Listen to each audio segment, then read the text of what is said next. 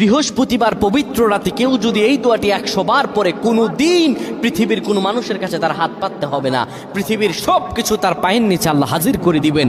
দারিদ্রতা থেকে মুক্তি দান করবেন, বিপদ আপদ থেকে মুক্তি দান করবেন, তার সম্মানকে সুউচ্চতা দান করবেন, অসুস্থতা থেকে দূরে রাখবেন। আল্লাহর অশেষ দয়া ও রহম তাকে দান করে দিবেন। সুবহানাল্লাহ। বৃহস্পতিবার রাত এটি গুরুত্বপূর্ণ রাত। এই রাত সপ্তাহে একদিন আসে। আরবিতে রাত আগে আসে, দিন পরে আসে। সুতরাং বৃহস্পতিবারের যে দিন গিয়ে রাত, এটি বৃহস্পতিবার রাত নয়, এটি শুক্রবারের রাত, এটি জুমাবারের রাত, এটি দোয়া কবুলের রাত, আল্লাহর কাছাকাছি হওয়ার রাত। সুবহানাল্লাহ। এই বৃহস্পতিবার রাত আল্লাহ তাআলা বান্দার দোয়া কবুল করেন।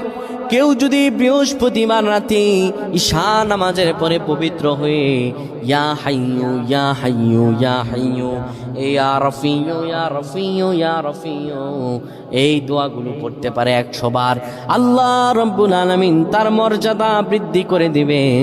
তার জীবনটাকে আমার আল্লাহ সুন্দরভাবে সাজিয়ে দিবেন। বিপদ আপদ বালা মুসিবতগুলো আমার রব্বুল আলামিন দূর করে দিবেন। আল্লাহুম্মা আমিন বলেন।